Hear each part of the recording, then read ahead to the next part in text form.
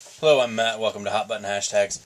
Today, I want to talk about bad guys. They just appeal to me a lot more than the good guys. Now, keep in mind, this is not a definitive Matt's all-time favorite movie villains list. So my first villain is Heath Ledger in The Dark Knight, the Joker. He was so good. He was so good because you loved watching him. The minute he pulled off that creepy clown mask and you realized that his face underneath was even creepier, you just loved him. You cheered for him because he was so good. He was so much fun to watch that you almost were like, who cares about Gotham? Seriously, let's blow up some bridges, man. He was a great, great villain. My second villain on this list, actually two villains in the same movie. Max Fisher and Herman Bloom from the movie Rushmore. Rushmore is an amazing movie.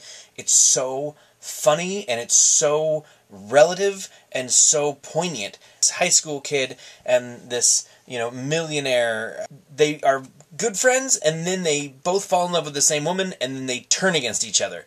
They're very fun to watch. It's one of my favorite movies, and I don't know of another movie where the two main characters are also the villains. Let's see, who do I want at number 3? Let's go with Star Wars. My favorite Star Wars villain is Han Solo. And you cannot deny that Han Solo is a villain. He's a bad dude. He's not a good guy.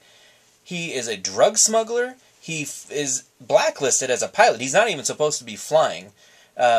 He's a murderer. Greedo corners him in the cantina. He was just kind of like, I don't have a whole lot of time for this conversation, so I'm just going to murder you and then leave. I'm not even going to argue the point. Han Solo is a villain, but he's wonderful when we love him and we all want to cuddle with him. My fourth villain is probably the most evil of the villains on my list. It's the most hated one, without question. The least fun to watch. Almost didn't make the list. But because this villain is such pure evil, this one made the list.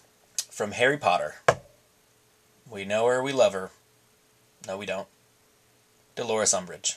Forget Voldemort. He's nothing. He's a schoolyard bully compared to Dolores Umbridge. This puffy pink thing just seeps evil and loathing, and oh my gosh, she wants to take everything good in Harry's world and she wants to crush it. She's a bigot and she's racist and she's just awful. That's a lot of fingers there. They shouldn't be saying her name. She who should not be named. My number one villain, and this one took no time. No question about it. First name that popped into my head at the top of the list with a bullet, Hannibal Lecter. Hannibal Lecter is so much fun to watch. He's such a villain. He almost becomes a hero. And that is sick. That it kind of comes back around where you say, look, the things he's done make him a monster, inhuman. But the fact that he's a cannibal, he can't be inhuman. Otherwise it comes back around and it makes him no longer a cannibal, which makes him no longer a monster.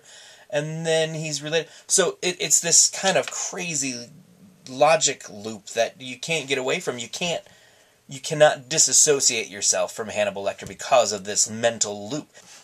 He's an abomination, but he's a well-written abomination. Who doesn't love a well-written abomination? Am I right? Those are my 5. Crap, I just dropped a pen under my desk. Won't be getting that for a couple weeks. But comment and like it and share it to tell your friends because they need to know. They need to know. Your friends are out there and they don't know who my villains are, and that is a tragedy. That is a good old-fashioned American tragedy. Tennessee Williams style, man. Come on. And it's your fault because you didn't say anything.